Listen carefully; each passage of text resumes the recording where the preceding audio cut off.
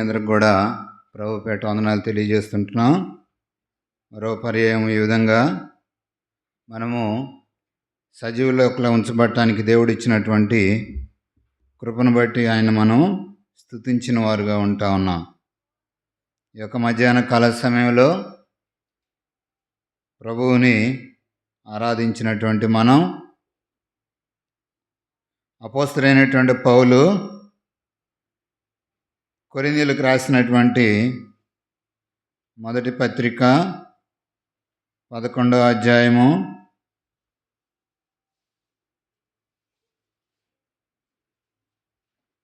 28 నుంచి 31 వరకు కూడా మార్చి చదువుకునే ప్రియులుగా ఉంటాం. కొరింథీయులకు రాసిన మొదటి పత్రిక 11వ అధ్యాయం 28 నుంచి 31 వరకు. కాబట్టి ప్రతి మనుషుడు తను తాను పరీక్షించుకునవలెను, అలాగ చేసి అరటిని తిని ఆ పాత్ర నుండి త్రాగవలెను.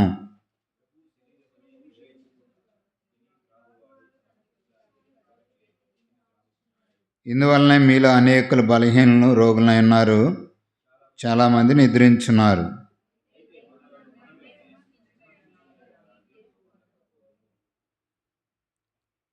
అదేవిధంగా మొదటి యోహాను రాసిన మొదటి పత్రిక 3వ అధ్యాయము 19-20 వచనాలు కూడా.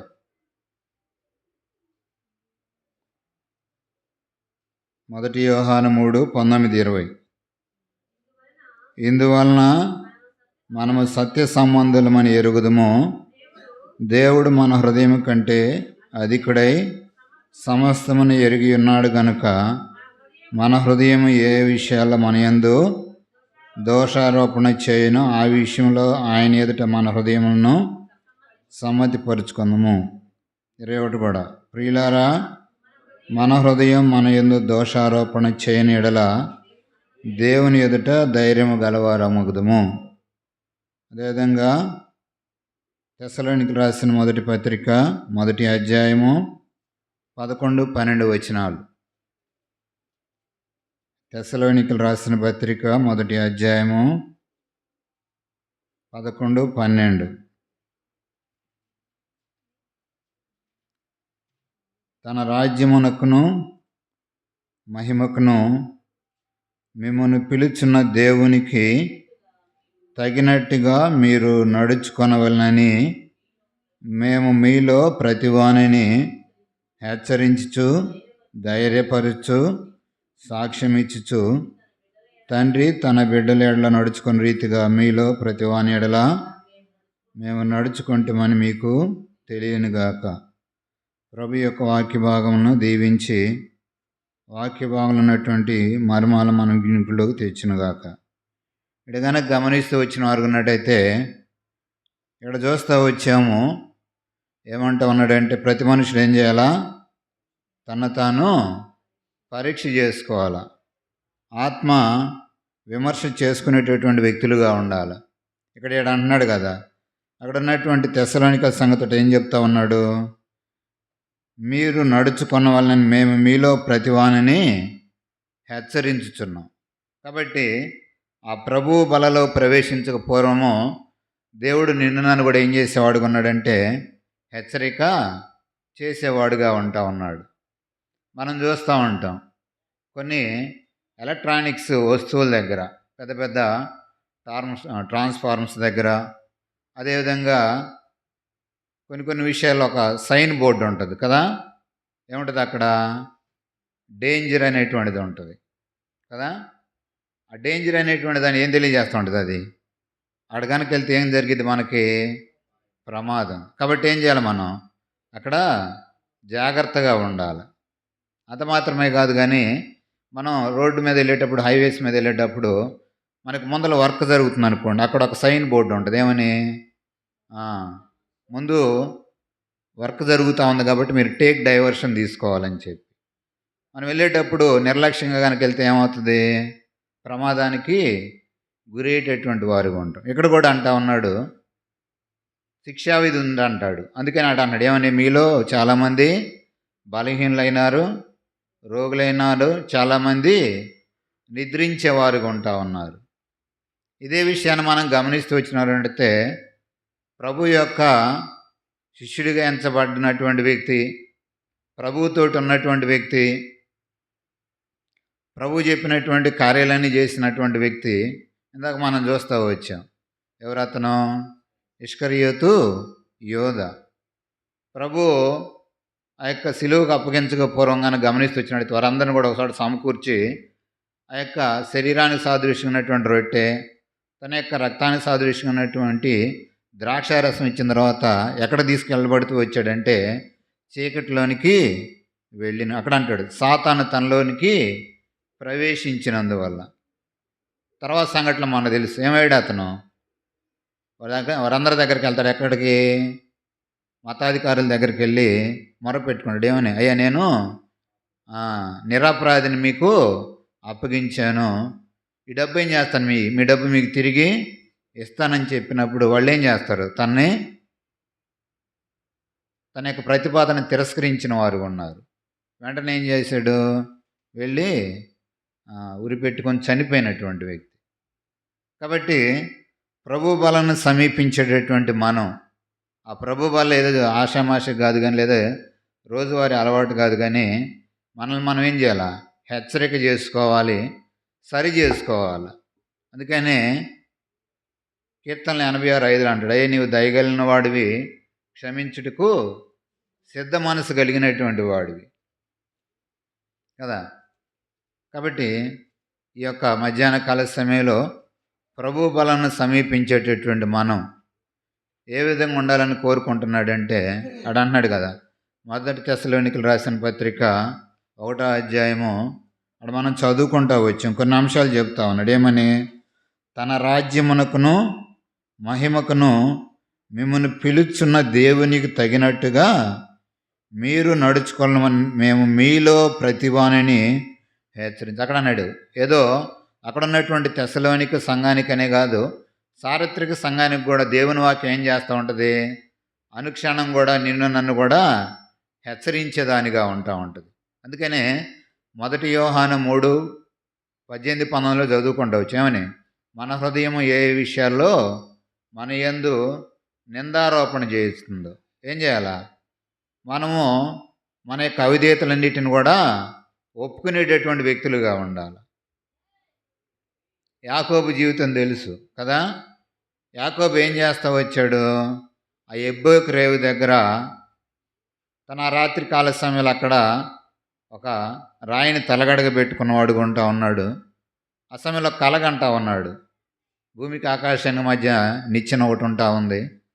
అంత మాత్రమే కాదు, ఆ రాత్రికాల సమయంలో దేవుడు తనని దర్శిస్తూ వచ్చాడు. ఆ రాత్రికాల సమయంలో దేవునితో పోరాడుతున్నాడు. ఎట్లా పోరాడుతూ ఉన్నాడు? నీవు నన్ను ఆశీర్వదిస్తేనే కానీ నేను నిన్ను విడిచిపెట్టనని చెప్పి. అడేం కనపడింది? తన యొక్క హృదయంలో ఏం కనపడుతుంది? తన యొక్క మనసులో తను చేసిన అవిధేయతలన్నింటిని కూడా తనకి గుర్తుకొస్తూ ఉంటావన్నీ. తల్లి గర్భంలోనే ఏం చేస్తూ వచ్చాడు? జ్యేష్ఠత్వం కోసం అన్నని మడెం పట్టుకున్నాడు. ఎందుకని? నేను ముందలు వెళ్ళాలని చెప్పి. తర్వాత చూస్తాం అతను మొత్తం కూడా తండ్రి దగ్గర ఉన్నప్పుడు ఎట్లా చేశాడు? దానికన్నా ముందల అన్న ఆకలితో వచ్చినప్పుడు అంటాడు, నీ జ్యేష్ఠత్వ హక్కు నాకు ఇస్తేనే నేను నీ వంట నీకు ఇస్తానని చెప్పి. తర్వాత తండ్రి దగ్గర నుంచి ఆశీర్వాదాలు పొందటానికి అక్కడ కూడా మోసం చేస్తూ వచ్చాడు. తర్వాత మామ దగ్గరకు వచ్చాడు. అక్కడ కూడా మామని మందను కాసమని పంపిస్తే అక్కడ కూడా మోసం చేస్తూ వచ్చాడు. అయితే దేవుని దగ్గర మాత్రం దేవుణ్ణి మోసం చేయలేకపోయాడు. ఎందుకని? ఎవరిని? యాకోబుని సృష్టించిన ఆయనే, తను ఏర్పాటు చేసుకోవాలని తలంపగలిగిన వాడు కూడా ఆయనే. అదేవిధంగా నిన్ను నన్ను కూడా సృష్టించినటువంటి సృష్టికర్త ఎవరు? దేవుడే. ఆయన తన యొక్క జీవాన్ని నీకు నాకు అనుగ్రహిస్తూ వచ్చాడు. ఇందాక చూస్తూ వచ్చాం. ఆయన ఎవరంటే నీకు నాకు ఆలోచనకర్త. అందుకని కీర్తనకాడు అంటాడు 32వ అధ్యాయము కీర్తన గ్రంథము 32వ అధ్యాయము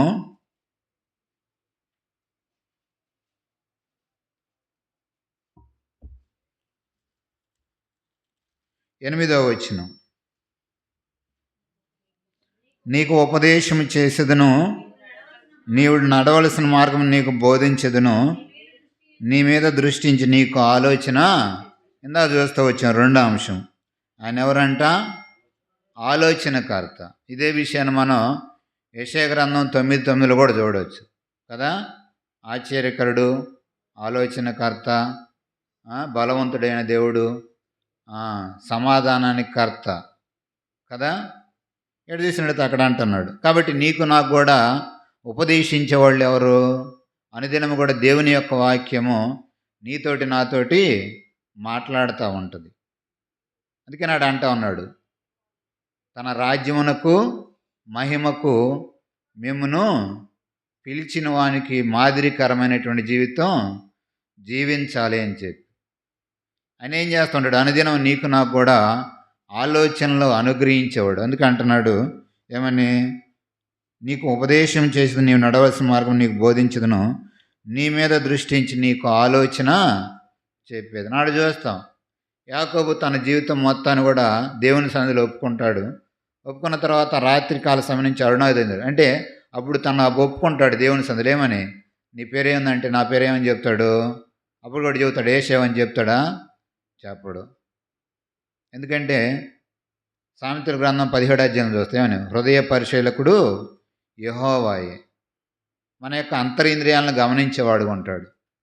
అంత మాత్రమే కాదు కానీ ఇర్మియా గ్రంథం 12వ అధ్యాయంలో మనం చూసినట్టయితే, ఇర్మియా గ్రంథము 12వ అధ్యాయము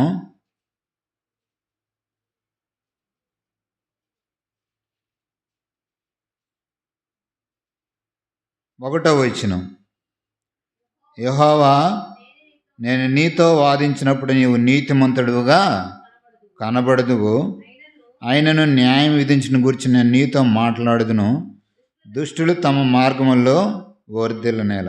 అదే 3వ వచనం. 3వ వచనం కన్నా కూడా 2వ వచనం. నీ వారిని నాటుచున్నావు, వారు వేరు తనుచున్నారు, వారు ఎదిగి ఫలములను ఇచ్చున్నారు, వారి నోటికి నీవు సమీపంగా ఉన్నావు కానీ వారి అంతరింద్రియములకు దూరముగా ఉన్నావు. కింద అంటాడు, యెహోవా, నీవు నన్ను ఎరిగి ఉన్నావు, నన్ను చూచున్నావు, నా హృదయం నీ పట్ల ఎట్లున్నది నీవు శోధించు. నాడు 3 వచనాలు చెప్తా ఉన్నాడు. ఒకటేమో ఆయన మనల్ని ఎరిగినవాడు, ఎందుకంటే మనల్ని యొక్క సృష్టికర్త, మనల్ని నిర్మించినవాడు. రెండవది ఆయన చూసేటటువంటి దేవుడు. ఆయన కనుదృష్టి ఏం చేస్తూ ఉంటుంది? లోకమంతా సంచరించేదానికి ఉంటుంది. అందుకని అంటాడు, ఇశ్రాయేలును కాపాడువాడు కునుకుడు నిద్రపోడు. తర్వాత కనుక గమనిస్తూ వచ్చినట్టయితే, నా హృదయం నీ పట్ల ఎట్లున్నది నీవు. ఎందుకు ఇక్కడ హృదయం గురించి మాట్లాడుతున్నాడు? మనం ఇర్మియా గ్రంథం కనుక గమనిస్తూ వచ్చినట్టు అంటాడు, హృదయము అన్నిటికంటే మోసకరమైంది, అది ఘోరమైనటువంటి వ్యాధి కలిగినటువంటిది. కాడాడ ఏమంటున్నాడు? ప్రతి మనుషుడు తను తాను పరీక్షించుకోవాలి. అలా చేసి అరొట్టిని తిని ఆ పాత్రలో త్రాగాల. కాబట్టి ఇప్పుడు ప్రభు యొక్క రాజ్యానికి ఆయనకి ఏ విధంగా ఉండాలి? మనం మహిమ తెచ్చేటటువంటి వారిగా ఉండాలి. అందుకనే ప్రభువుకు మహిమ తెచ్చేటటువంటి పనిలో ప్రభువు చేత ఆ యొక్క దమస్కు మార్గంలో సంధించబడినటువంటి అపోస్తులైనటువంటి పౌలు గలతీయులకు రాసిన పత్రికలు అంటూ ఉంటాడు. ఒకసారి గమనించండి. గలతీయులకు రాసిన పత్రిక 1వ అధ్యాయం 23వ వచనం. మునుపు మనలను హింస పెట్టినవాడు తాను పూర్వమందు పాడు చేసి వచ్చిన మతమును ప్రకటించున్నాడని సంగతి మాత్రమేని వారు నన్ను బట్టి దేవుణ్ణి, ఎవరిని బట్టి అంట? ఎవరిని బట్టి? పౌలుని బట్టి. ఆడ ప్రభువైన యేసుక్రీస్తు వారిని బట్టి కాదు, పౌలుని బట్టి. ఎందుకని? పౌలు గత జీవితం వేరు, పౌలు ప్రభువు చేత పట్టబడిన తర్వాత జీవితం వేరు. అందుకనే 1 కొరింథీ 1:11 అంటాడు ఏమని? నేను క్రీస్తుని పోలి నడుచుకున్న ప్రకారం మీరును అంటే ఆయనకి ఏ లక్షణాలు వచ్చినాయి? క్రీస్తు యొక్క లక్షణాలు అంటాడు కదా, చీకటిలో నుంచి ఆశ్చర్యకరం తన వెలుగులోను పిలిచమని గుణాతిశయములను ప్రచురము చేయి నిమిత్తం. అక్కడ 4 అంశాలు చెప్తాడు, అవన్నీ చూడలేం కానీ. కాబట్టి ఇక్కడ ఏం చేస్తున్నాడు అపోస్తలుడైనటువంటి పౌలు? క్రీస్తుకి ఏ లక్షణాలు అయితే ఉన్నాయో అవి మొత్తం కూడా తనలోనే చూపించిన వారందరూ కూడా ఎవరు? ఆయన్ని ఎరగనటువంటి వారు, అన్ని జనాంగం, తన ముఖం చూడనటువంటి వారు ఆడంటా ఉన్నారు కదా. ఎవరెవరు వాళ్ళు? సిరియా కిలికియా ప్రాంతంలోనికి వచ్చి తిని క్రీస్తునందున యూదుల సంఘముల వారికి నా ముఖ పరిచయము, ఈయన గురించి ఎవరూ తెలియదు. అయితే ఎందుని బట్టి ఆయనలో దేవుని మహిమపరిచారంటే, ఒకప్పుడు పేరు నుండొచ్చు, ఆయన పేరు ఫలానా వ్యక్తి ఫలానా ప్రాంతంలో ఇట్లా క్రైస్తవులు అనబడినటువంటి వారందరూ కూడా ఏం చేస్తున్నాడు? ఎవరైతే క్రైస్తవులుగా ఉన్నారో వాళ్ళని పట్టుకొని చంపేస్తా ఉన్నాడు, బాధ పెడతా ఉన్నాడు అని చెప్పి. అయితే ఇక్కడ ఏమంటున్నాడు? నన్ను బట్టి వారు దేవుణ్ణి మహిమపరిచింది. ఒకానొక సందర్భం అంటాడు కదా, ఏమని? ఒకప్పుడు నేను దోషకుడును హింసకుడును అంటాడు. దూషకుడు అంటే మనం కూడా ఒకప్పుడు దేవుణ్ణి దూషించినటువంటి వారమే కదా. తర్వాత అనేక సమయాల్లో దేవుడు నిన్ను కూడా పిలిచినప్పుడు ఏం చేస్తూ వచ్చాం? ఆయన మాట వినకుండా ఆయన దూరంగా వెళ్ళి ఇందాక చూస్తూ వచ్చాం. ఇర్మియా 12:3 మన హృదయాలు ఎట్లా ఉన్నాయంట? మన అంతరింద్రియాలు ఆయనకి దూరంగా ఉంటూ ఉన్నాయి. అయితే దేవుడు నన్ను కూడా దేవుని మందిరంలో ఏర్పాటు చేస్తూ వచ్చాడు. కాబట్టి ఇక్కడ అనేక మంది యొక్క జీవితాలు పరిశుద్ధ గ్రంథమైన బైబిల్ చూసినట్టయితే హెబీలుకు రాసిన పత్రిక 12:1 అంటాడు, ఇంత సాక్షి సమూహం మేఘం వలె మనల్ని ఆవరించి ఉన్నందున సులువుగా పెట్టు చిక్కులను విడిచిపెట్టి ఏం చేయాలా? ప్రతి భారమును భరించు ఏం చేయాలా? మన ముందున్నటువంటి పరుగు పందెంలో ఓపిక ఎవరైపు చూడాలంటాడు? విశ్వాసమున కర్తయు దాన్ని కొనసాగించువాడిని యేసు వైపు చూచు మన పరుగు పందెంలో ఓపికతో పరుగెత్తదు. కాబట్టి ఏం కావాలో? ఓపిక అనేటువంటిది కావాలి. సరే, ఈ యొక్క మధ్యాహ్న కాల సమయంలో ఎడంటా ఉన్నాడు. కాబట్టి మనం ఏం చేయాలి? తన మహిమకు, తన రాజ్యాన్ని పిలిచిన వానికి తగినట్టుగా నడుచుకోవాలని చెప్పి. దీనిలో మొట్టమొదటి కనుక గమనించినట్టయితే కొరింథీయులు రాసినటువంటి మొదటి పత్రిక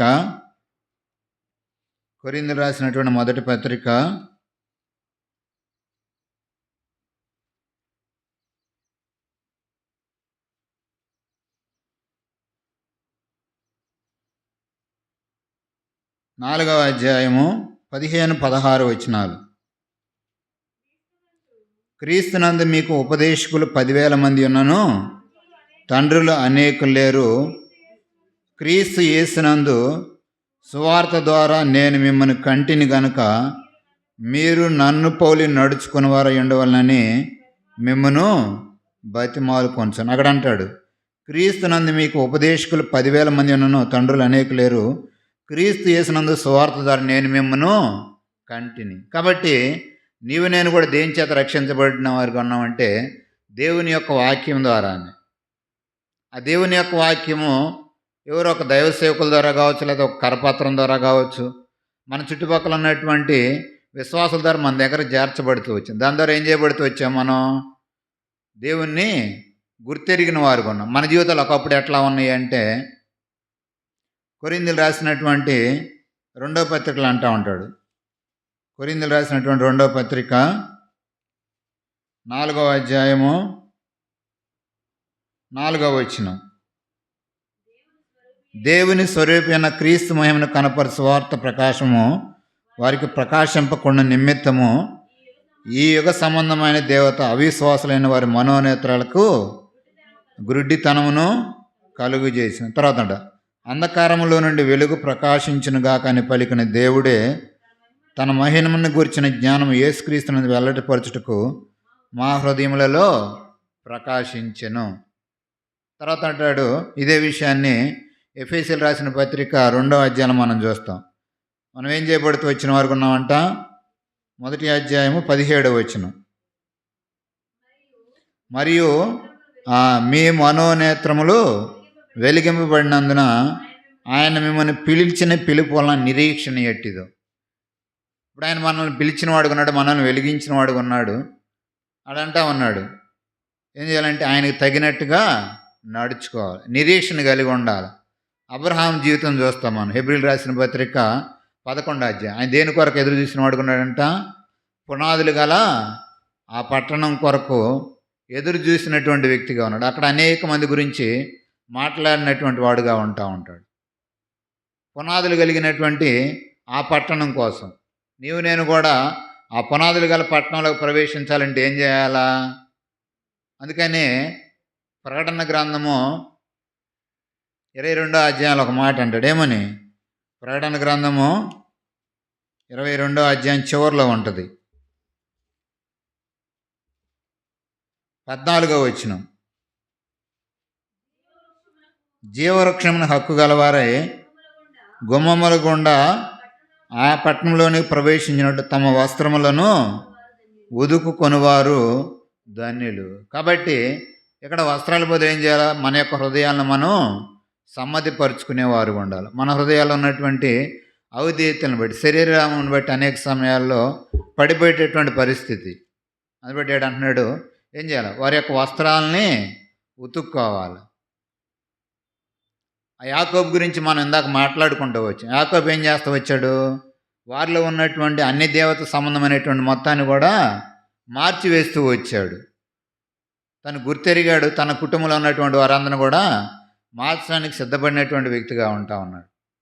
కాబట్టి ఇటు చూసినట్టయితే మన మనోనేత్రాలు వెలిగించబట్టమే కాదు కానీ అనేకుల్ని మనం వెలిగించేటటువంటి వారిగా ఉండాలి.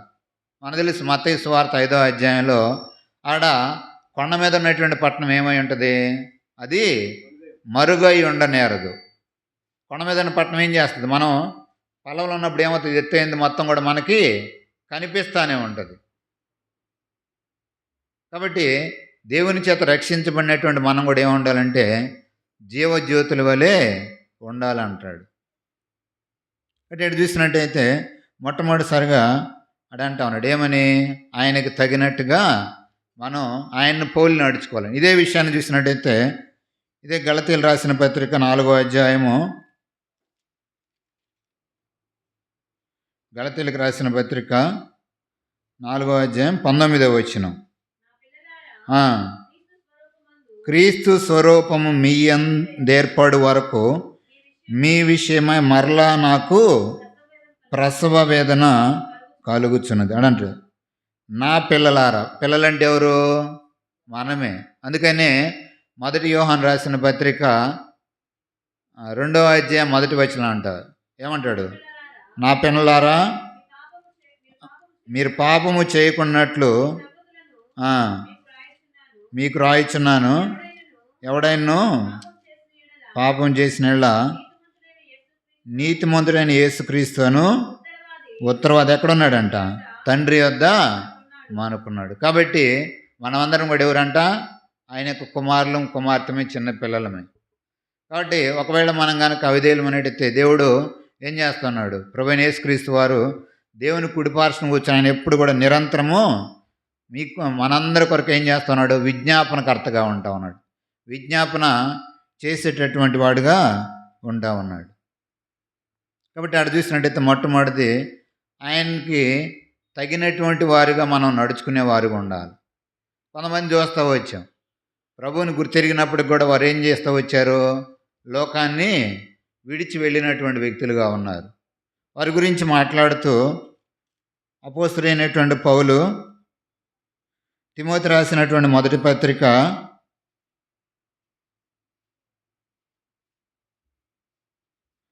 18, 19, 20 వచనాల్లో 18వ వచనాన్ని తిమోతి గురించి మాట్లాడుతూ ఉంటాడు. నా కుమారుడువైన తిమోతి, నీవు విశ్వాసమును మంచి మనస్సాక్షి కలిగిన వాడివై నిన్ను గూర్చి ముందుగా చెప్పిన ప్రవచనం చొప్పున ఈ మంచి పోరాటం పోరాడవలనని వాటిని బట్టి ఈ ఆజ్ఞ నీకు అప్పగించున్నాను. అట్టి మనస్సాక్షిని కొందరు త్రోసివేసి విశ్వాస విషయమై ఓడబద్దలైపోయిన వారి వలె చెడి ఉన్నారు. వారిలో హుమానయ్యను అలెగ్జాండర్ను ఉన్నారు. వీరు దూషింపకుండా శిక్షించబడక వీరిని సాతానుకు అప్పగించితిని. కాబట్టి ఆడ మాట్లాడుతున్నాడు. ఎందుని బట్టి తిమోతికి ఆ లక్షణాలు వచ్చినాయి?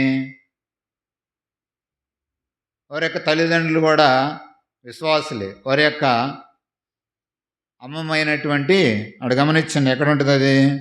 తిమోతి రాసినటువంటి 2వ పత్రికలు అంటాడు. 2వ పత్రిక 1వ అధ్యాయము 5వ వచనం కాదు, 5వ వచనంలో 7వ లైన్. ఆ విశ్వాసం మొదట నీ యవ్వ అయిన లోయలోను నీ తల్లి అయిన యునీకులోను వసించును, అది నీ యందు సహా వసించున్నదని నేను రూఢిగా నమ్ముచున్నాను. ఆ విశ్వాసం ఎక్కడి నుంచి వచ్చిందంటే తిమోతికి వారి యొక్క అవ్వలో నుంచి, వారి యొక్క తల్లిలో నుంచి. సమయాలు కూడా చూస్తూ ఉంటాం. అన్న ఏం చేస్తూ వచ్చింది? దేవుని సన్నిధిలో మొరపెట్టినప్పుడు తన కుమారుని అనుగ్రహిస్తూ వచ్చాడు. ఎక్కడ తీసుకొచ్చింది? తనని దేవుని ఆలయానికి, షిలోహ మందిరానికి తీసుకువచ్చింది. కాబట్టి ఆ బిడ్డకి మొట్టమొదటి గురువు ఎవరంటే తల్లే. తల్లి ఏం చేస్తూ వచ్చింది? తనకు నేర్పుతూ వచ్చింది, ఇట్లా ఇట్లా నడవాలని చెప్పి. ఆనాడు దేవుని యొక్క వాక్కు వినపడటం చాలా అరుదుగా ఉంటుంది, అసలు వినపడలేదు. అయితే ఎప్పుడైతే సమయాలు దేవుని సన్నిధి తీసుకురాబడుతూ వచ్చాడో ఎవరికి వినిపించింది? అక్కడ ఉన్నటువంటి ప్రధాన యాజకుడిగా ఉన్నటువంటి ఆయనకి వినపడలేదు, కానీ ఎవరు? ఏలీ కనపడలేదు, కానీ సమూయేలుని దేవుడు పిలిచిన వాడుగా ఉన్నాడు. కాబట్టి అక్కడ దేవునికి ప్రతిష్ఠించుకుంది తన బిడ్డని. అంతేకాదు, తను కొంత వయసు వచ్చే వరకు, పాలు విడిచే వరకు కూడా తనకి మొదటి నుంచి నేర్పుతా ఉంది, ఇట్లా ఎట్లా ఉండాలని చెప్పి. అందుకనే సామెతలు 22:6 అంటాడు ఏమని? బాలుడు నడవలసిన వాడికి నేర్పినప్పుడు వాడు పెద్దవాడైనప్పుడు దాని నుంచి తొలగిపోడని చెప్పి బాల్యత నుంచి తనకు నేర్పుతూ వచ్చింది. అంత మాత్రమే కాదు, ప్రసంగి రాసినటువంటి ప్రసంగి గ్రంథకర్త 11వ అధ్యాయము చివరి వచనాల్లో అంటాడు ఏమని? 12వ అధ్యాయం అనుకుంటా. ప్రసంగి గ్రంథము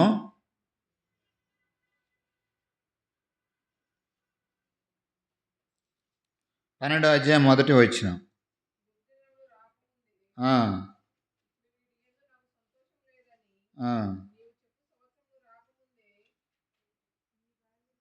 నీ బాల్యదినము నీ సృష్టికర్తకు స్మరణకు తెచ్చుకోను. కాబట్టి ఇక్కడ గమనిస్తూ వచ్చినట్టే వాళ్ళు ఏం చేస్తూ వచ్చారు? వారి యొక్క తల్లిలే ఆ బిడ్డలకి నేర్పుతూ వచ్చిన వారుగా ఉంటా ఉన్నారు. కాబట్టి ఇక్కడ చూస్తూ వచ్చాం, తిమోతి విశ్వాసంలో బలపరచబడతా ఉంటే మిగిలినటువంటి వారు దేవునిలో ఉన్నారు. అయితే మరలా ఏం చేస్తూ వచ్చారు? వాళ్ళు తప్పిపోయినటువంటి వారుగా ఉంటా ఉన్నారు. వాళ్ళు ఎవరు? హుమాయూను, అలెగ్జాండర్, ఇద్దరు కూడా. ఆ ఓడ అనేటువంటి దేనికి? వారి యొక్క రక్షణకి సాదృశ్యంగా ఉండేది. ఇందాక చూస్తూ వచ్చాం, 1 పేతురు 1:9 ఏం చేశాడు? చెప్పనాశక్యమును మహిమాక్యను ఆత్మరక్షణ దేవుడు ఏం చేస్తూ వచ్చాడు మనకి ఒకవేళ ఆత్మ రక్షించకపోతే ఎక్కడికి పోతాం? మనకు తెలుసు. ప్రకటన గ్రంథం 21వ అధ్యాయంలో అడండి, ఎవని పేరైన జీవగ్రంథమందు రాయబడిన వాడు దేనికి పోతాడంట? రెండవ మరణానికి పోతాడు. అక్కడ అగ్ని ఆరదు, పురుగు చావదు. కాబట్టి ఆడ ఒక లిస్ట్ ఇచ్చాడు. ఆ జీవగ్రంథంలో మన పేర్లు ఎప్పుడు రాయబడతాయి అంటే మన యొక్క ఆత్మను ఏం చేయాలా?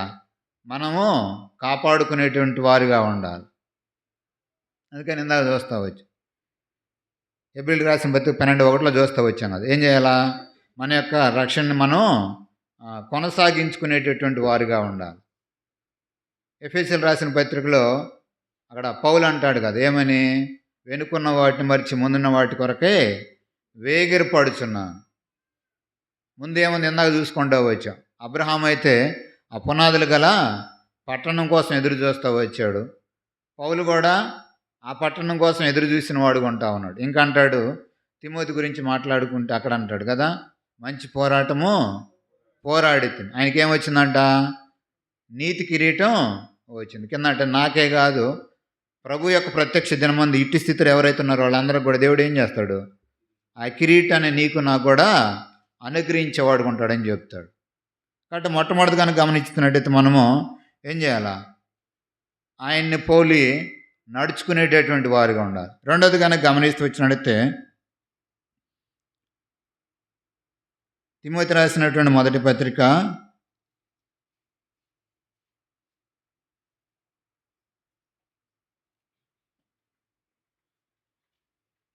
1వ అధ్యాయం 12వ వచనం.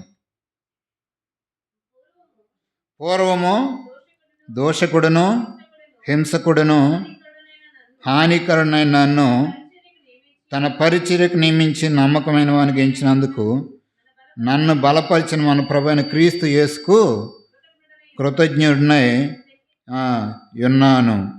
తెలియక అవిశ్వాసం చేసిన గనుక కనికరింపబడితిని. ఎప్పుడు అవిశ్వాసంతో చేస్తూ వచ్చాడు? దేవుని గుర్తెరక మార్పు పౌలుగా ఉన్నప్పుడు, సౌలుగా ఉన్నప్పుడు. పౌలుగా మార్చబడిన తర్వాత పూర్తిగా తన జీవితం మార్చబడుతూ వచ్చింది. మిమ్మల్ని కూడా చెప్పుకోండి, పౌలు అంటే అర్థం ఏంటంటే నాశనము చేసేవాడని. సౌలు అంటే నాశనం చేశాడు, పౌలు అంటే చిన్నవాడు అంటాడు. అంటే ఆత్మీయంగా ఏం చేస్తూ వచ్చాడు? తను తాను తగ్గించుకుంటూ వచ్చాడు. కాబట్టి ఇక్కడ మాట్లాడుతూ ఉన్నాడు, ఒకప్పుడు నేను ఎటువంటి వాడినంట? పూర్వం దోషకుడును హింసకుడును. అయితే ఎవరు ఆయన బలపరిచిన వాడు ఉన్నాడంటే క్రీస్తు తనని బలపరిచిన. ఎందుని బట్టి అంటాడు? రెండోది కనుక గమనిస్తూ వచ్చినట్టయితే ఆయన ఎవరి కొరకు జీవించాడంటే క్రీస్తు కొరకే జీవించిన వాడు ఉంటా ఉన్నాడు అంటాడు. నా మట్టుకు బ్రతుకుట క్రీస్తే, చావైతే లాభం. ఇదే విషయాన్ని మనం చూసినట్టు అపోస్తలుల కార్యములు 6వ అధ్యాయంలో స్టెఫను గురించి మనం చూసుకోవచ్చు.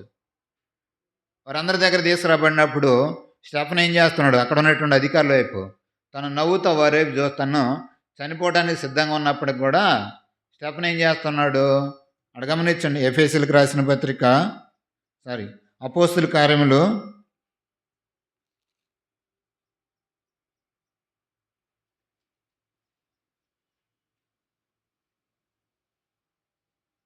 6వ అధ్యాయం 8వ వచనం. స్టెఫను కృపతోను బలంతో నిండినవాడే ప్రజల మధ్య మహత్కార్యంలో గొప్ప సూచక్రియలను చేయించండి. ఇప్పుడు ఎవరి కొరకు చేస్తున్నాడు ఈయన? తను క్రీస్తు కొరకే జీవించినటువంటి వాడుగా ఉంటా ఉన్నాడు. ఇక్కడ చూస్తా వచ్చాం, తిమోతి రాసిన పత్రిక అంటున్నాడు, నమ్మకమైన వానిగా ఎంచినందుకు నన్ను బలపరిచిన మన ప్రభు అయిన క్రీస్తు. కాదు, నిన్ను నన్ను కూడా బలపరిచేవాడు ఎవరంటే ప్రభు అయిన యేసుక్రీస్తు వారి. మనం ఒకప్పుడు బలహీనులమే, ఎన్నికలేనటువంటి వారమే.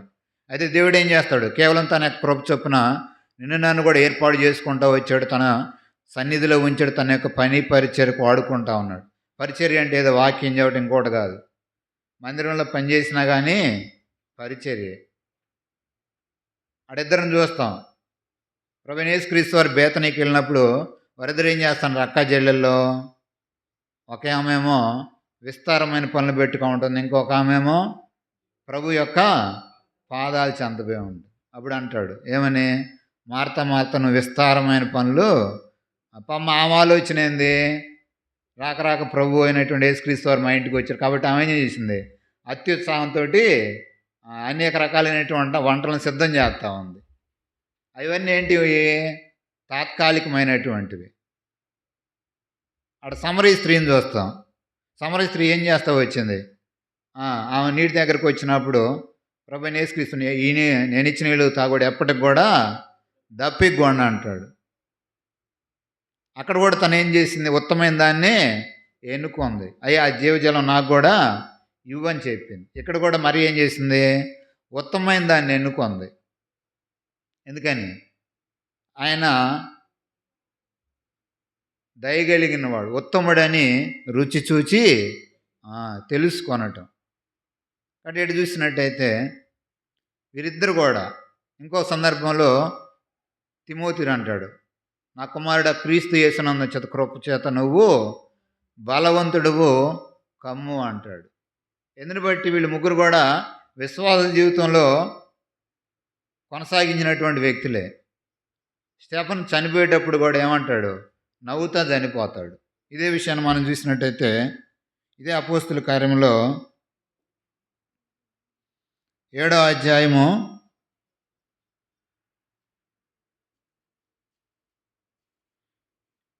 54వ వచనం. వారి మాటలు విని కోపంతో మండిపడి అతను చూచి పండ్లు కొరికిరి.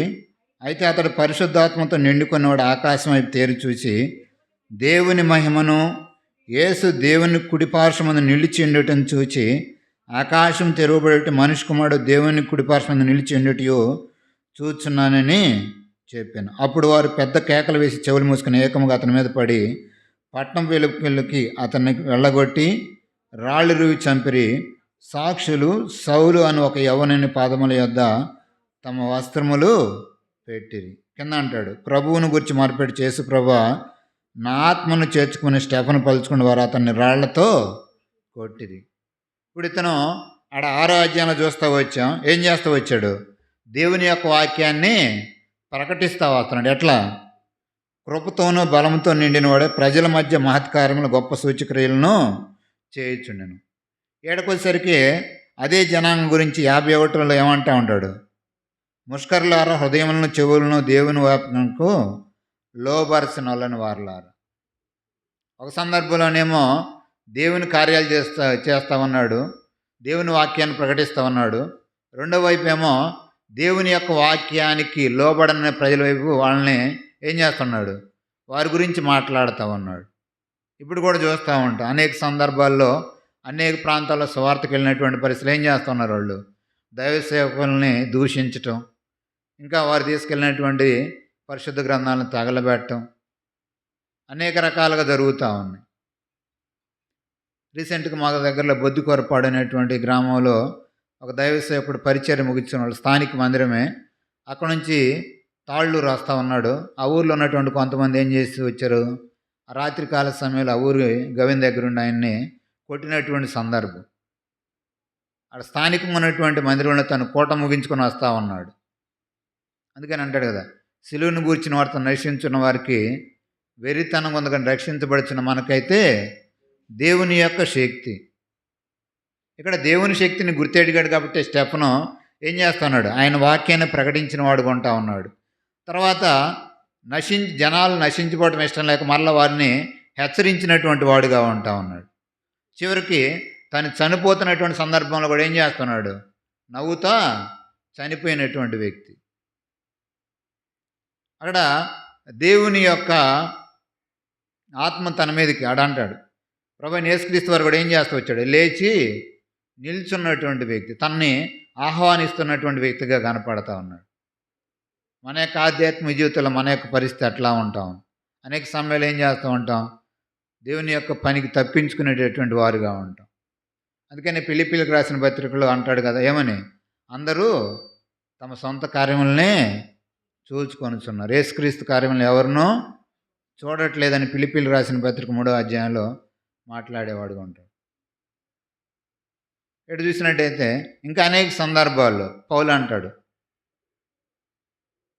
నేనేం చేయబడిన వాడు? క్రీస్తు కూడా సిలువ యొక్క జీవించువాడును నేను కాదు, క్రీస్తే నా యందు జీవించుచున్నాను అంటాడు. అంటే ఇటు చూసినట్టయితే అంటే ఉన్నాడు. రెండోది కనుక గమనించినట్టయితే ఏం చేయాలంటే మనం క్రీస్తు కొరకు జీవించేటటువంటి వారుగా ఉండాలి. తర్వాత కనుక గమనించినట్టయితే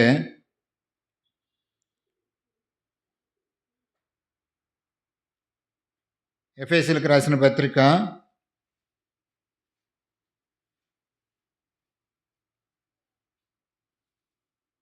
5వ అధ్యాయము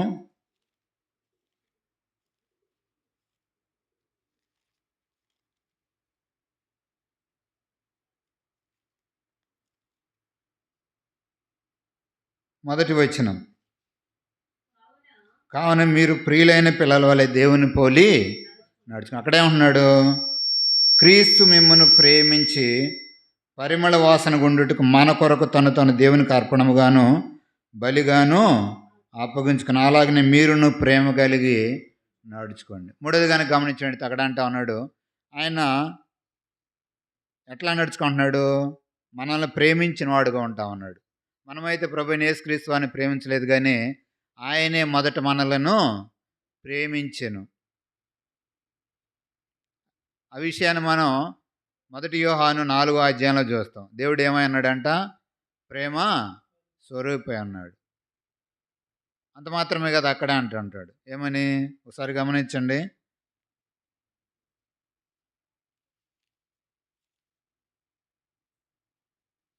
4:10 మనము దేవుణ్ణి ప్రేమించమని కాదు, తానే మనలను ప్రేమించి మన పాపములకు ప్రాయశ్చిత్తమైనడు తన కుమారుని పంపెను. ఇందులో ప్రేమ అయి ఉన్నది. కాబట్టి ఆయన ఏం చేస్తూ వచ్చాడు? మనల్ని ప్రేమించామని కాదు, కానీ ఆయనే మనల్ని మొదట ప్రేమించినటువంటి వాడుగా ఉన్నాడు. కాబట్టి తన ప్రియకుమారుడైనటువంటి ప్రభువైన యేసుక్రీస్తు వారిని ఈ లోకానికి శరీరీతిగా దాసునిగా పంపించినప్పుడు ప్రభువైన యేసుక్రీస్తు వారు ఏం చేస్తూ వచ్చారు? తాను రిక్తునిగా తను తగ్గించుకున్నవాడు ఉన్నాడు. మరణం పొందినంతగా, అనగా శిలువ మరణం పొందినంతగా కలర్సులు తను మన కొరకు మరణించిన వాడుగా ఉంటా ఉన్నాడు. ఏడంటా ఉన్నాడు, మీరు క్రీస్తుని పోలి నడుచుకోమన్నాడు. పరిమళ వాసన ఉండి కొరకు ఆయన ఏం చేస్తూ వచ్చాడు? అంటే పరిమళ వాసన ఉండేది అంత మొదలు మన పరిస్థితి ఎట్లా ఉంది? దుర్గంధముతో నిండినటువంటి పరిస్థితి. యెషయా గ్రంథం 1వ అధ్యాయంలో చూస్తాం. మన పరిస్థితి ఎట్లా ఉండేదంటే ఎట్లా ఉంటుంది? అరికాల నుంచి నడినెత్తి వరకు ఎక్కడ చూసినా కానీ పచ్చి పుండ్లే. కాబట్టి అటు స్థితిలో ఉన్నటువంటి మనల్ని ఏం చేస్తూ వచ్చాడు? తన యొక్క పరిమళ వాసన ఉండేటానికి కొరకు ఆయన ఏర్పాటు చేసుకుంటా వచ్చినటువంటి వాడుగా ఉంటా ఉన్నాడు. ఇదే విషయాన్ని మనం చూసినట్టయితే కొరింథీయులకు రాసినటువంటి పత్రిక, కొరింథీయులకు రాసినటువంటి 2వ పత్రిక 2వ అధ్యాయం 14వ వచనం. మా ద్వారా ప్రతి స్థలమందును క్రీస్తును గూర్చిన జ్ఞానం యొక్క సువార్తను కనపరచుచు ఆయన యందు మమ్మను ఎల్లప్పుడూ విజయోత్సవంతో ఊరేగించిన దేవునికి స్తోత్రము. రక్షించబడి వారి పట్లను నశించే వారి పట్ల మేము దేవునికి క్రీస్తు సువాసనయై ఉన్నాము. ఇప్పుడు ఎవరి గురించి మాట్లాడుతున్నాడు? అపోస్తలుడైన పౌలు కొరింథీ సంఘానికి రాస్తూ మాట్లాడుతూ ఉన్నాడు. అన్నాడు ఏమని? మా ద్వారా ప్రతి స్థలమందును క్రీస్తును గూర్చిన జ్ఞానం యొక్క సువాసనను కనపరచుచు ఆయన యందు మమ్మను ఎల్లప్పుడూ విజయోత్సవముతో ఊరేగించున్న దేవునికి స్తోత్రము. కాబట్టి ఆడంటా ఉన్నాడు, రక్షించబడి వారి పట్లను నశించు వారి పట్లను మేము దేవునికి క్రీస్తు ఇద్దరున్నారు. ఒకళ్ళేమో ప్రభు యొక్క రక్తంలో కడగబడినటువంటి వారు, రెండో వాళ్ళు నశించి నాశనానికి పోవటానికి సిద్ధమైన ఇద్దరు గురించి మాట్లాడుతూ ఉన్నాడు. ఇందా చూస్తూ వచ్చాం, ఆ బలలో ప్రవేశించే వాళ్ళు ఏం చేయాలా? ప్రతి ఒక్కరు తమను తాము పరీక్షించుకోవాలి. ఆ విధంగా పరీక్షించుకొని ఆ బలని సమీపించేవారు ఉండాలని తెలియజేస్తూ వచ్చాడు. ఇక్కడ గమనిస్తూ వచ్చినట్టయితే ఆ యొక్క సువాసన అనేటువంటిది ఏ విధంగా ఉంటుంది? అందుకనే మనం చూస్తాం, నోవాహు ఏం చేస్తూ వచ్చాడు? ఆ యొక్క జలప్రళయం ముగిసిన వెంటనే పవిత్రమైనటువంటి పక్షులు జంతువులు తీసుకొని ఏం చేస్తూ వచ్చాడు? ఆయన దేవునికి బలి అర్పిస్తూ వచ్చాడు. ఆది కారణము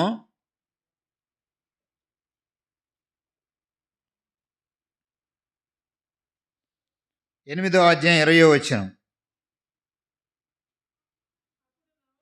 అప్పుడు నోవాహు యెహోవాకు బలిపీఠం కట్టి పవిత్ర పశువులన్నిటిలోనూ పవిత్ర పక్షులన్నిటిలోనూ కొన్ని తీసుకొని ఆ పీఠం మీద దహన బలి అర్పించెను. అప్పుడు యెహోవా ఇంపైన సువాసన నాగ్రాణించి ఇక మీదట నరులను బట్టి భూమిని మరలా శపించెను అడంటా ఉన్నాడు. ఏం చేస్తా వచ్చాడు? ఎప్పుడైతే ఆ దహన బలి అర్పించబట్టు వచ్చిన దేవుని సన్నిధికి చేర్చబడుతూ వచ్చింది. ప్రభువైన యేసుక్రీస్తు వారు కూడా ఏం చేయబడుతూ వచ్చారు?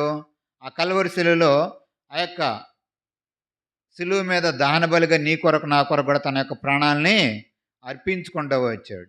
ఇదే విషయాన్ని లేవియా కాండము 1వ అధ్యాయంలో కూడా మనం గమనించేవారుగా ఉంటాం.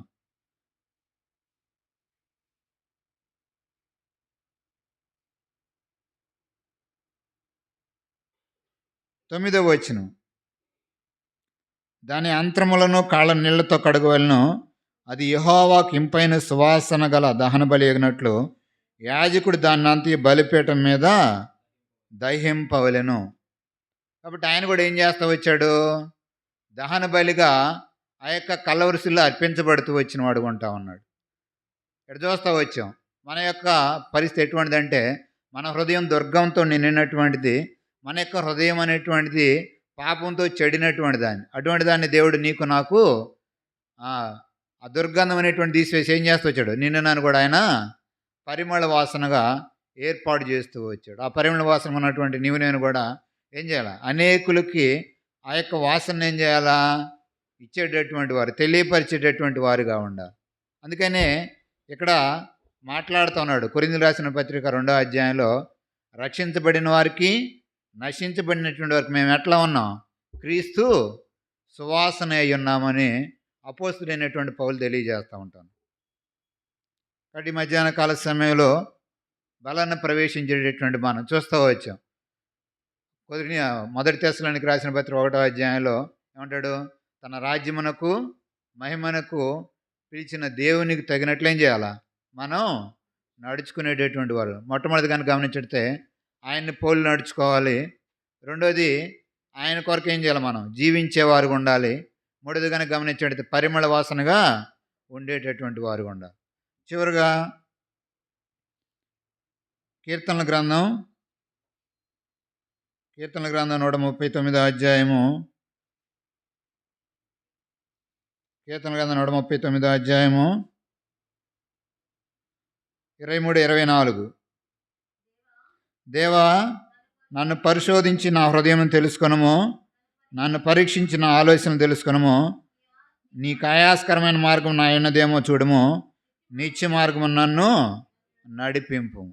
చివరిగా దావీదు మహారాజు అంటా ఉన్నాడు, అయ్యా నాలో నీకు ఏదైనా ఆయాస్కరమైంది ఉంటే దాన్ని తీసివే. ఏ మార్గం నడిపించమంటున్నాడంటే ఆయన నిత్య మార్గం.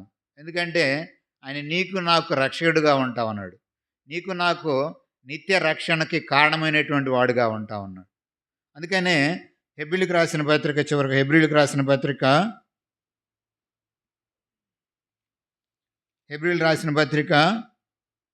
5వ అధ్యాయము 8వ వచనం, 8, 9, 10. ఆయన కుమారుడై ఉండి తాను పొందిన శ్రమల వలన విధేయత నేర్చుకొను, మరియు ఆయన సంపూర్ణ సిద్ధి పొందినవాడే మెల్కీసెదెకు క్రమంలో చేరిన ప్రధాన యాజకుడిని దేవుని చేత పిలువబడి తనకు విధేయులైన వారికి అందరికీ నిత్య రక్షణకు కారకుడాయను. కాబట్టి ఆయన నిత్య రక్షణ కారకుడైన కాబట్టి ఆ నిత్య మార్గంలో ఏం చేయాలి? నిన్ను నన్ను కూడా ఆయన నడిపించేటటువంటి వాడుగా ఉంటాడు. ఆ మార్గము అది సర్వోన్నతమైనటువంటి మార్గం. అందుకని మనం యోహాను సువార్త 14వ అధ్యాయం చూస్తాం. ఏమంటాడు? నేనే మార్గమును సత్యమును జీవమును, నా ద్వారా తప్ప ఎవడను తండ్రి వద్దకి ప్రవేశింపనాడు. ఆయన ఎవరంటే ప్రధాన కాపరిగా ఉంటా ఉన్నాడు. ఆ గొర్రెలు దొడ్లో పోవాలంటే దేన్ని దాటి వెళ్ళాలి? ఆ గుమ్మాన్ని దాటి. ఆ గుమ్మం ఎవరంటే ప్రభు అయిన యేసుక్రీస్తు వారే. కాబట్టి ఇందా చూస్తూ వచ్చాం, ఆ గుమ్మమునకు హక్కు గలవారై ఆ యొక్క రాజ్యంలో ప్రవేశించాలంటే ఏం చేయాలి? మన యొక్క హృదయాలను మనం సమ్మతి పరుచుకునేటటువంటి వారుగా ఉండాలి. ఆ విధంగా మనం చూసుకుంటూ వచ్చాం. నిత్య మార్గంలో ఆయన మనల్ని నడిపించాలంటే ఏం చేయాలి? మనం మనలో ఉన్నటువంటి అవిధేయతలన్నింటిని కూడా ఆయన సన్నిధిలో ఒప్పుకొని ఆ విధంగా ప్రభు బలలో మనం ప్రవేశించే ప్రియులుగా ఉంటాం.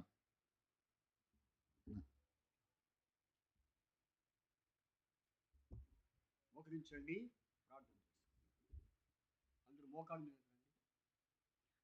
ఒక నిమిషం ప్రార్థన. 4 సంగతులు మనం వింటూ వచ్చాం. ప్రభుని మనం పోలి నడుచుకోవాలి, యేసుక్రీస్తు వలె. రెండవదిగా ఆయనను జీవించాలి. మూడవదిగా పరిమళ వాసనగా మనం నడుచుకోవాలి. నాలుగవదిగా నిత్య మార్గంలో నడిపించబడాలంటే విధేయత కలిగి ఉండాలని ఈ సంగతుల ద్వారా మనం హెచ్చరిక చేయబడి ఉన్నాం. కాబట్టి ఒక నిమిషం ఎవరికి వారు ఆత్మ పరిశీలన చేసుకొని మరి తీర్మానం చేసుకొని మీ కుడి చెయ్యి పైకి చూపించండి.